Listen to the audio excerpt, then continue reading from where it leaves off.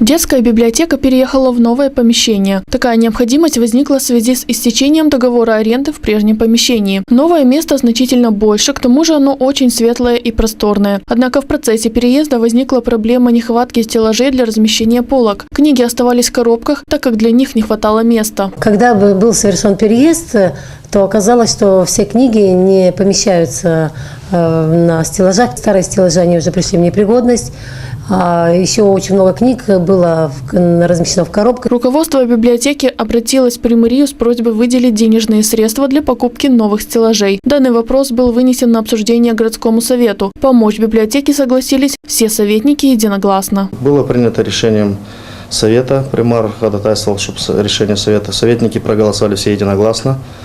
Благодарность им и от руководителя библиотеки, и от нас лично, что поддержали. Было принято в сумме 21 тысячи лей. Директор библиотеки, она женщина довольна очень, что именно как раз это количество книг, которых у них не было куда просто-напросто поставить. Они находились в мешках. Они взяли их, установили сейчас.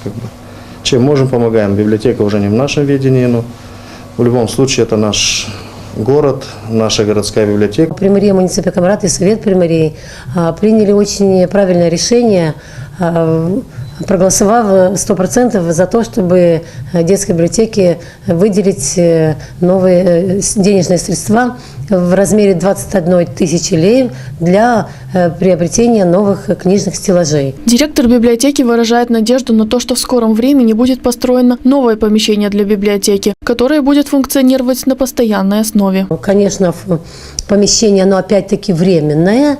Мы пока не знаем, насколько это будет, на какой период времени, но надеемся, что в ближайшее время будет построено новое помещение. Заместитель примара Георгий Сары призвал молодежь посещать библиотеку чаще и уделять больше времени чтению книг. Хотелось бы призвать молодежь, чтобы побольше заходили в нашу городскую библиотеку и читали книжек. Это лучше, чем интернет, либо интернет-игры, то, что они на сайтах. Там больше информации и больше времени можно провести интересную, полезную информацию.